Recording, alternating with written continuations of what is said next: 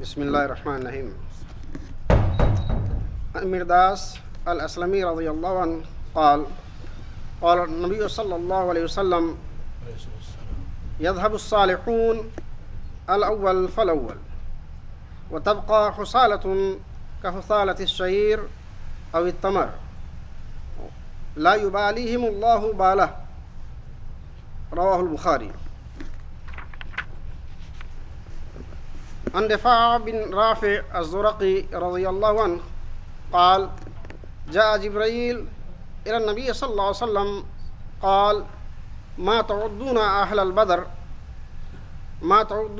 أهل بدر فيكم؟ قال من أفضل المسلمين أو كلمة نحوها. قال وكذلك من شهد بدرا من الملائكة. رواه البخاري.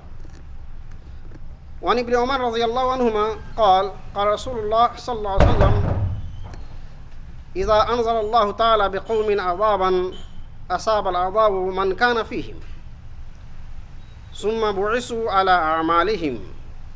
متفق عليه. عن جابر رضي الله عنه قال كان جزء يقوم إليه النبي صلى الله عليه وسلم يعني في الخطبة فلما وضع المنبر سمعنا للجزع مثل صوت الإشار حتى نزل النبي صلى الله عليه وسلم فوضع يده عليه فسكن.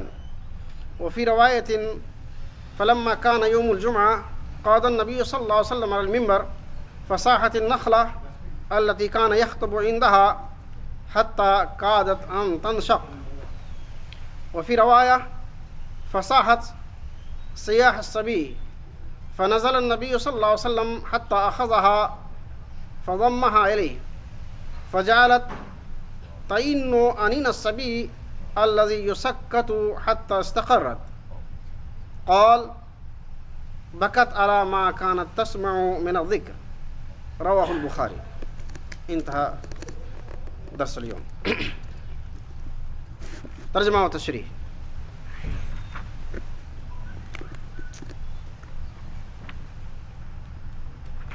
آج کے بیان میں قریب آ جائیے. آج کے بیان میں بہت اہم موضوع کو بتایا گیا ہے.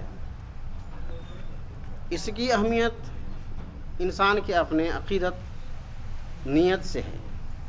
اگر انسان میں اپنی نیت اور اس کے احساس نہ ہو تو کتنی بڑی چیز کیوں نہ ہو اس کی کوئی اہمیت نہیں ہوتی ہے. اور اگر انسان کے اندر احساس پختہ ہو، ایمان قوی ہو، ارادہ مضبوط ہو تو چھوٹی چھوٹی چیز کی کافی بڑی بڑی قدر کرتا ہے. یعنی اس کا مطلب ہے اصحاب قدر ہی صحیح چیزوں کی قدر دانی کرتا ہے. کہتا ہے جوہر ہی جوہر کو پہچانتا ہے. جوہر ہی جوہر کو پہچانتا ہے. یہ معروف مشہور مقولہ ہے. اگر آدمی کی وہ نظر نہیں ہے تو اس کے سامنے کوئی دوسری چیز کی قدر نہیں ہے. قدرداں ہی چیزوں کی قدر کرتے ہیں. تو وہی حدیث کے اور قرآن شریف کی بات ہے. جس پہ قرآن شریف کی تعلیمات کی قیمت کا اندازہ نہیں ہے. اس سے قرآن شریف کی تلاوت، اس کی ترجمہ تشریح سے کیا مطلب؟ حدیث رسول صلی اللہ علیہ وسلم کی سیرت پڑھ لیجئے. نہ اپنی زندگی میں اس کو نافذ کرتا ہے، نہ اپنے دل کی صفائی کرتا ہے، نہ روح کی صفائی کرتا ہے، نہ اعمال کی اصلاح کرتا ہے. ایسے لوگوں کے لیے آپ پورے قرآن شریف، پوری تاریخ، پوری سیرت رسول صلی اللہ علیہ وسلم کوئی معنی نہیں رکھتا. تو اسی معنی میں کہتا ہوں یہ بہت اہم بات آج بیان کی گئی ہے مختصر انداز میں. اس کی قیمت یوں سمجھیے. حضرت مرداس الاسلمی رضی اللہ تعالیٰ عنہ کی روایت ہے کہ نبی کریم صلی اللہ علیہ وسلم نے فرمایا، یہ بھی رسول اللہ صلی اللہ علیہ وسلم کے معجزات میں سے. کیا فرماتے ہیں؟ صالحین لوگ یذهب الصالحون الاول فالاول. صالحین لوگ ہیں، نیک لوگ ہیں، ابرار لوگ ہیں، اللہ والے لوگ ہیں، یہ لوگ سب چلے جائیں گے، گزر جائیں گے اور سب اٹھا لیے جائیں گے. اول فل اول، اول باول، جو جیسے آیا ہے، جس طرح سے آیا ہے پہلے، اس طرح سے اٹھا لیے جائیں گے. اس کا مطلب ہے اللہ کے رسول صلی اللہ علیہ وسلم فرما رہے ہیں کہ جتنے نیک لوگ، صالحین لوگ ہیں، اللہ والے لوگ ہیں، متقی لوگ ہیں، یہ لوگ پہلے اٹھا لیے جائیں گے. آگے فرماتے ہیں وَتَبْقَى حُصَالَةٌ، اور بھوسے کی طرح لوگ رک جائیں گے، باقی رہ جائیں گے. مثال دیتے ہیں رسول اللہ صلی اللہ علیہ وسلم کا حُصَالَةِ الشَّعِيرِ أَوِ التَّمَرِ، جو کی کہ بھوسا، جب جو نکل جائے تو بھوسا باقی رہ جائے تو اس کی طرح انسان باقی رہ جائیں گے. یا کھجور کا جو ہے گودا نکل جائے یا اوپر کا چھلکا باقی رہ جائے، اس طرح کے لوگ باقی رہ جائیں گے. یعنی انسان تب بشکل انسان ہوگا، جسم بھی ویسا ہی ہوگا، ہاتھ بھی ویسا ہی ہوگا، آنکھ بھی ویسی ہوگی، روح بھی ویسی ہوگی، اور کھانا پینا بھی ویسا ہی ہوگا، سب کچھ ویسا ہی انسان جیسا ہوگا، لیکن انسانیت نہیں ہوگی. یعنی انسان کی جو صفات اصلیہ ہے، یعنی اچھے اچھے جو اس کے جو ہے بات بیان کی گئی انسان کے بارے میں، یہ اچھائی نہیں ہوگی، بس رہ جائیں گے درندے پرندے، اس طرح کے انسان باقی رہ جائیں گے.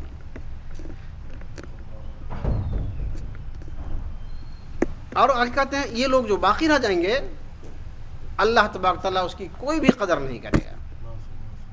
لا یبالیہم اللہ بالا، اللہ تعالیٰ اس کی نظر میں اس کی کوئی نہ قدر ہوگی نہ قیمت ہوگی.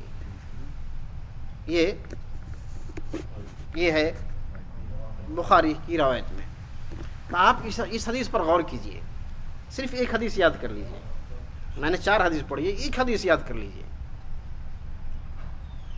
کہ رسول اللہ صلی اللہ علیہ وسلم فرمایا کہ صالحین لوگ، اچھے لوگ، قدر کرنے والے لوگ، وہ ختم ہو جائیں گے.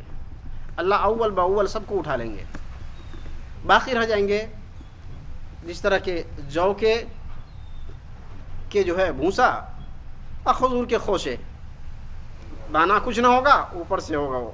تو اس طرح کی اللہ کی نظر میں اس کی کوئی قدر نہیں ہوگی. جیسے کہ آپ کو بھوسا دے دیا جائے، ایک جگہ جو ہے جو یا گیہوں پورے کے پورے ہے، کون خریدیے گا؟ اچھا والا خریدیے گا یا خراب والا خریدیے گا؟ اچھا والا خریدیے گا. اسی طرح کسی کو کھجور ہے، کھجور بیچ رہا ہے، تو دانے والا کھجور لیجیے جس میں دانے بھی ہو، اور صرف اس کا کھوکھلا کوئی بھی آدمی نہیں خریدے گا. تو جب انسان نہیں خرید سکتا، کیا اللہ اس کی قدر کرے گا؟ ہرگز نہیں. اللہ کبھی بھی ایسے لوگوں کی قدر نہیں کرے گا جس کے پاس کچھ ہو ہی نہ. تو یہ حدیث ضرور نوٹ کر لیجیے. آگے چلتا ہوں دوسری حدیث کی طرف. حضرت رفاع بن رافع الزرقی رضی اللہ تعالیٰ عنہ فرماتے ہیں کہ جبرائیل علیہ السلام نبی کریم صلی اللہ علیہ وسلم کی خدمت میں آئے. حضرت جبرائیل نے فرمایا کہ اہل بدر کے بارے میں آپ کا کیا خیال ہے؟ دوسری صدی ہجری میں بدر کی لڑائی ہوئی. میدان بدر میں، مقام بدر میں مشرکین کی بڑی تعداد تھی. مکہ سے آئے تھے، اطراف کے مشرکین تھے، اور مسلمانوں کے 313 آدمی کی تعداد تھی. اس میں اللہ نے مسلمانوں کو فتح دی. اس میدان میں جہاں مسلمین لڑ رہے تھے کفار سے، وہیں فرشتے بھی لڑ رہے تھے. قرآن کی شہادت ہے. تو فرشتے بھی لڑ رہے تھے. تو جبرائیل نے پوچھا رسول اللہ صلی اللہ علیہ وسلم سے کہ بدر میں جو لوگ حاضر ہوئے اس کے بارے میں کیا خیال ہے؟ تو رسول اللہ صلی اللہ علیہ وسلم جواب دیا، من افضل المسلمین، کہ یہ لوگ مسلمانوں میں بہترین لوگ ہیں. یا اسی طرح سے کوئی اور دوسرا کلمہ فرمایا. تو انہوں نے فرمایا، تو جبرائیل نے کہا کہ اسی طرح سے وہ فرشتے جو بدر میں حاضر ہوئے، فرشتوں میں اس کی ویسی ہی قدر ہے، وہ بہترین ہے. یعنی یہاں مقارنہ کیا ہے، یہاں یعنی موازنہ کمپریزن کیا ہے کہ بہترین صحابہ وہ ہیں جو بدر میں حاضر ہوئے، آپ بہترین فرشتے وہ ہیں جو بدر کے میدان میں حاضر ہوئے. یعنی بدر کی نسبت بہت بڑی ہے، نہیں چونکہ پہلی جنگ ہے، اس میں فتح نہیں ہوتی، تو اسلام نہیں باقی رہتا. وہ اللہ کی مرضی ہے، کیسے چلاتا اس کی مرضی ہے، لیکن بظاہر انسانی نظر میں اسلام باقی نہیں رہتا. اللہ نے اس کو مسلمانوں کو جتایا، اس کا مطلب آج تک اسلام باقی ہے، قیامت تک باقی رہے گا. یہ دوسری حدیث کا ترجمہ جو بخاری میں لکھا ہوا ہے. آگے چلتا ہوں تیسری حدیث کی طرف. یہ حدیث انسان کو پین کرنے والی حدیث ہے. بدن میں اگر سوئی چبھ جائے، کانٹا چبھ جائے تو تکلیف کرتا ہے انسان کو جب تک وہ نکل نہ جائے، ویسی حدیث ہے. حضرت ابن عمر رضی اللہ عنہما کی روایت ہے کہ رسول اللہ صلی اللہ علیہ وسلم نے فرمایا کہ جب اللہ تعالیٰ کسی قوم پر عذاب نازل کرتا ہے تو وہ عذاب ان سب لوگوں کو پہنچتا ہے جو اس وقت موجود ہوتا ہے.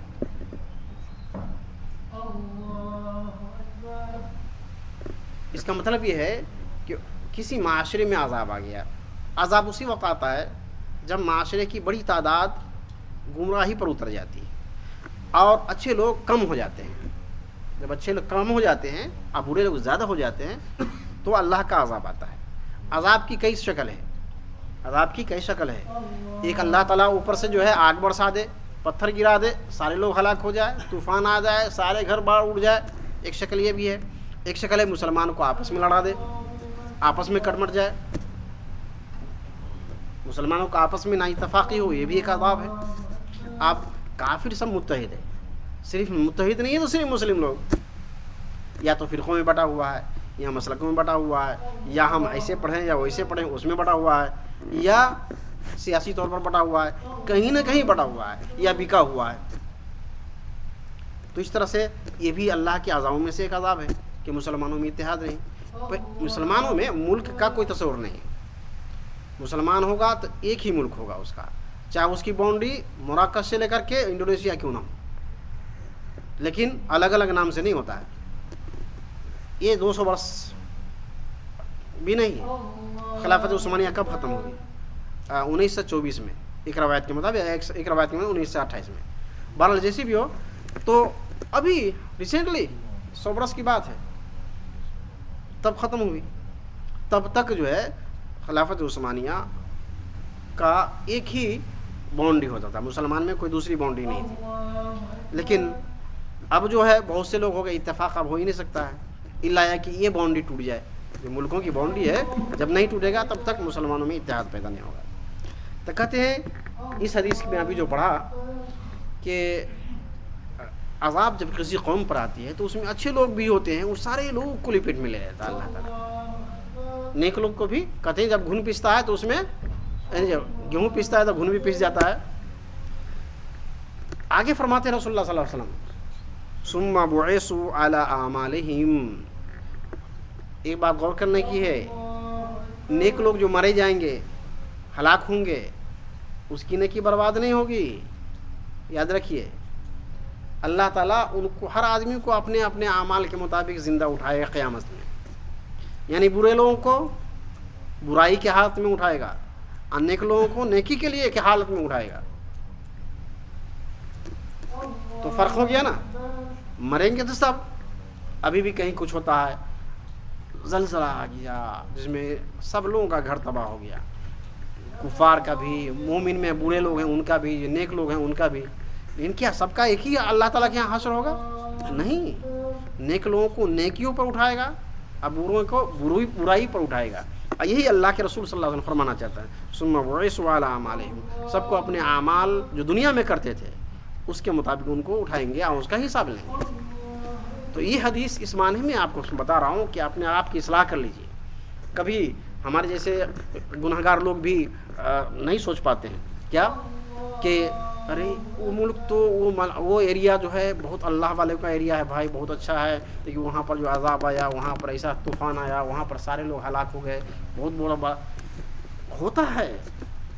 ہمارے ایمان کا امتحان بھی ہوتا ہے. کبھی دور سے سنتے ہیں ہم لوگ تب بھی ہمارے ایمان کا امتحان ہوتا ہے. ہم غلط فیصلہ کر لیتے ہیں، لیکن قرآن حدیث کی طرف جب رجوع کریں گے نہیں تو انشاءاللہ صحیح فیصلہ کریں گے. تو سمجھ میں یہ آیا کہ گنہگار کے ساتھ جب اچھے لوگ اٹھا لیے جاتے ہیں، ہلاک کر دیے جاتے ہیں عذاب میں، تو اللہ تعالیٰ حساب لیکن الگ الگ کرے گا.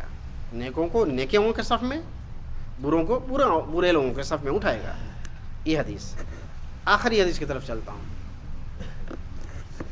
حدیث ہے حضرت جابر رضی اللہ تعالیٰ عنہ کی. فرماتے ہیں کہ ایک تنا تھا، ایک تنا تھا، کھجور کا درخت تھا. ہو سکتا ہے وہ درخت کہ صرف باڈی ہو، زندہ نہیں رہا ہو. کہتے ہیں نبی کریم صلی اللہ علیہ وسلم خطبہ دینے کے وقت اس کو پکڑ کے سہارا لے کر کے اس کا خطبہ دیتے تھے. جب ممبر بنا دی گئی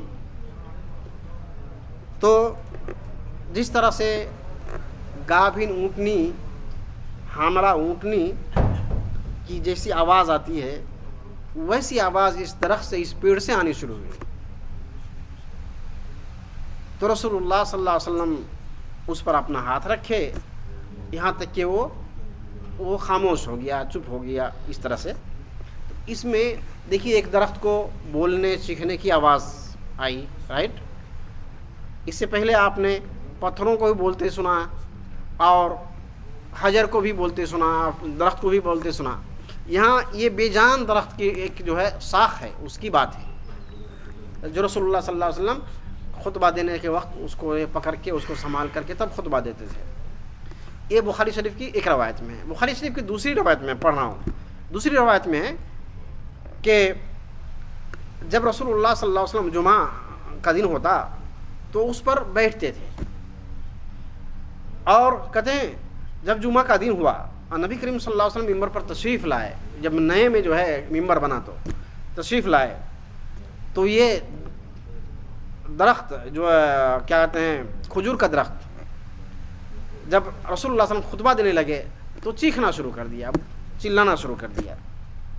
یہاں تک کہ لگتا تھا کہ اب پھٹ پڑے گا یہ درخت جو ہے، یہ شاخ جو ہے پھٹ پڑے گا، اتنی زور زور سے چلانا شروع کر دیا. ایک روایت میں یہ دوسری روایت گزری. تیسری روایت میں بخاری شریف کی تیسری روایت میں ہے کہ جس طرح بچہ روتا ہے، بچوں کی رونی کی طرح اس سے آواز آنے لگی. پھر نبی کریم صلی اللہ علیہ وسلم نیچے اترے اور اس کو یوں پکڑے دونوں ہاتھ سے اور گلے لگائے، سینے لگائے. تب جو ہے لگائے رہے، اور لگانے کی حالت میں، سینے لگانے کی حالت میں، جس سے بچہ اب چپ ہونے لگتا ہے نہیں تو ہینچک کر جو ہے ہچکیاں لینے لگتا ہے. چپ ہونے سے پہلے کی کیفیت جو ہوتی ہے، چپ تو ہونے لگا لیکن اس کے ہچک کے جو ہے کی جو کیفیت ہوتی ہے وہ ابھی بھی باقی ہے. یہاں تک کہ پورے طور سے سکون ہو گیا. یہ کیفیت تھی اس پیڑ کی. یہ ہوا. پھر رسول اللہ صلی اللہ علیہ وسلم آگے فرماتے ہیں کہ بکت علی ما کان تسمع من الذکر، یہ اس لیے رونے لگی کہ ہمیشہ یہ اس کی عادت پڑ گئی تھی ذکر اللہ سننے کی، اب اس کو ہٹا دیا گیا. یہ ذکر اللہ سننے کی عادت تھی. یہاں تو یہ حدیث کا ترجمہ ہے. تشریح یہ ہے کہ اب جو ممبر بن گیا، اب ظاہر سی بات ہے اس کی اب اس جگہ وہاں نہیں رہے گی، اس کو وہاں سے ہٹا دیا جائے گا. اور اس کو معلوم ہو گیا کہ اب یہ ذکر اللہ جو رسول اللہ صلی اللہ علیہ وسلم اس کے ہاتھ لگتا تھا، یہ سارے برکت والی چیزوں سے اس کو اب واسطہ نہیں پڑے گا، تو اس کو رونا آ گیا. تو اس سے آپ کو بہت سی حدیث میں پہلے بتا چکا ہوں اور سنا چکا ہوں جس میں غیر روح والی چیزوں کی طرف سے آواز آنا، بولنا، اس کا احساس ہونا، یہ ساری بات آپ کو آ گئی ہے اور آتی رہی ہے. جیسے بعض وہ جانور جو اپنے مالک کی شکایت کی رسول اللہ صلی اللہ علیہ وسلم کے بارے میں، وہ بھی آپ نے سنا ہے. اسی طرح جو ہے پتھر و حجر، یہودیوں کے ساتھ جو جنگ ہوگا اس میں آواز دے گا، وہ بولے گا، مسلمانوں کو پکارے گا کہ آؤ تمہارا دشمن ہمارے پیچھے ہے. یہاں بھی جو ہے بے جان لوگوں کی پھر قرآن شریف میں یہ جگہ ہے لکھا ہوا سورہ الاسراء میں کہ دنیا کی ہر چیز تسبیح بیان کرتے ہو لیکن تم نہیں سمجھ سکتے کہ ہر چیز تسبیح بیان کرتی ہے اللہ کی، مگر تم نہیں سمجھ سکتے. ہر چیز کی تسبیح کی آواز آتی ہے. ایک حدیث میں آیا ہے کہ کوئی پتا اس وقت تک نہیں گرتا ہے جب تک وہ تسبیح بیان کرتا ہوتا ہے. تسبیح بیان کرنا چھوڑ دیتا ہے تو گر جاتا ہے، یا گر جانے کے بعد ہی وہ تسبیح بیان کرنا چھوڑ دیتا ہے، یعنی اس کی حالت موت کی ہو جاتی ہے. یہی حال اس تمام سبزیوں کی ہے. جب تک وہ سبزیاں ہیں اور زمین سے اس کو پانی دانہ ملتا ہے اور سب ساداب ہے، تب تک وہ اللہ کی تسبیح بیان کرتی ہے. اور جب وہ سوکھ جاتی ہے تو اس کی کیفیت اور اس کی حالت بدل جاتی ہے. گویا اللہ کے نزدیک ساری چیزوں کو گواہی دے گا. جیسے حدیث میں قرآن میں ہے کہ آدمی کو اللہ تعالیٰ خاموش کر دے گا, دایاں ہاتھ, پاؤں, جسم, آنکھ, کان سب انسان کے خلاف گواہی دے گا. یہ ساری چیز اس بات کی قرآن حدیث سے ثابت ہے ساری بات. گویا کہ اللہ تعالیٰ کسی چیز کو گویائی دے سکتا ہے, کسی چیز سے بھی بات بکوا سکتا ہے, اگلوا سکتا ہے. تو یہ بعید نہیں کہ قیامت میں ہمارے خلاف ہمارے ہی چیز, ہم کرتا پہنے ہوئے ہیں, اس کے حالت میں گناہ کرتے ہیں, یہی کرتا ہمارے خلاف گواہی دے گا. اللہ تعالیٰ ہم سارے لوگوں کو قرآن حدیث سمجھنے, اس پر عمل کرنے کی توفیق عطا فرمائے. اور جو ہمارے گناہ ہیں اللہ تعالیٰ وہ سارے گناہوں کو معاف فرمائے. اور جو مجبور ہیں اللہ تعالیٰ ان کی مجبوری کو دور فرمائے. اور جو مصائب میں پھنسے ہیں اللہ ان کے مصائب سے دور فرمائے. اللہ تعالیٰ ہم سارے لوگوں کو صراط مستقیم چلنے کی توفیق عطا فرمائے. صلی اللہ تعالیٰ علی خیر خلق محمد و علیہ وسلم. سبحان ربک رب العزت عما یصفون وسلام علی المرسلین والحمد للہ رب العالمین.